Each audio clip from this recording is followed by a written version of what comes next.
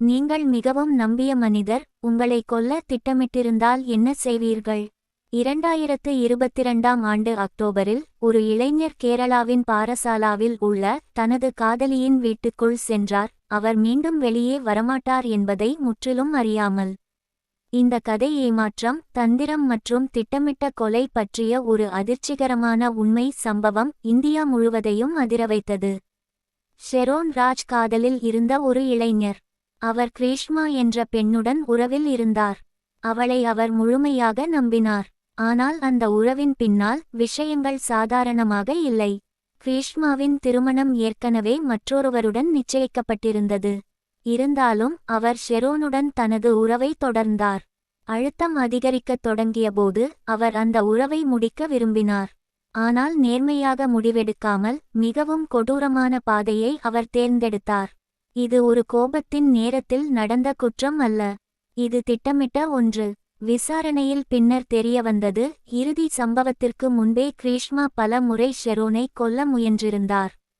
2022 August 22 அன்று நடந்த ஒரு முயற்சி ஜூஸ் சாலஞ்ச் என அழைக்கப்பட்டது. அப்போது அவர் விஷம் கொடுக்க முயன்றார், ஆனால் அது தோல்வியடைந்தது. அங்கேயே நின்றுவிடாமல் அவர் தனது திட்டத்தை மேலும் மேம்படுத்தினார். 2022 அக்டோபர் 14 கிரீஷ்மா ஷெரோனை தனது வீட்டிற்கு அழைத்தார். அங்கு அவர் பாரம்பரியமான மூலிகை பானமான கஷாயம் கொடுத்தார். இது பொதுவாக ஆரோக்கியத்திற்கு நல்லது என்று கருதப்படும் பானம். ஆனால் அந்த நாள் அது மரணத்தை கொண்டு வந்தது. எதுவும் அறியாமல் ஷெரோன் அதை குடித்தார். சிறிது நேரத்தில் அவர் உடல்நிலை பாதிக்கப்பட்டது. அவரது நிலை வேகமாக மோசமடைந்தது. அவரை மருத்துவமனைக்கு கொண்டு சென்றபோது கிரீஷ்மா மருத்துவர்களை தவறாக வழிநடத்தினார். அவர் என்ன குடித்தார் என்பதை பற்றி தவறான தகவலை அளித்தார். இதனால் சிகிச்சையில் முக்கியமான தாமதம் ஏற்பட்டது. அவரை காப்பாற்றியிருக்கக்கூடிய நேரம் இழக்கப்பட்டது. இறுதியில் ஷெரோன் ராஜ் உயிரிழந்தார். முதலில் மர்மமான மரணம் போல தோன்றியது, பின்னர் முழுமையான கொலை விசாரணையாக மாறியது. போலீசார் ஆழமாக விசாரிக்கத் தொடங்கினர். அவர்கள் கண்டுபிடித்தது மிகவும் அதிர்ச்சிகரமானது. நீக்கப்பட்ட வாட்ஸ்அப் செய்திகள் மீட்டெடுக்கப்பட்டன. இணைய தேடல் வரலாற்றில் விஷம் மற்றும் அதன் விளைவுகள் பற்றிய தேடல்கள் இருந்தன. இந்த டிஜிட்டல் ஆதாரங்கள் அனைத்தும் திட்டமிட்ட செயலை தெளிவாக காட்டின. இது விபத்து அல்ல, இது முன்கூட்டியே திட்டமிடப்பட்ட கொலை. அனைத்து ஆதாரங்களும் கிரீஷ்மாவை நேரடியாக சுட்டிக்காட்டின. இது மிகவும் கவனமாக செயல்படுத்தப்பட்ட ஒரு திட்டம் என்பதை வெளிப்படுத்தியது.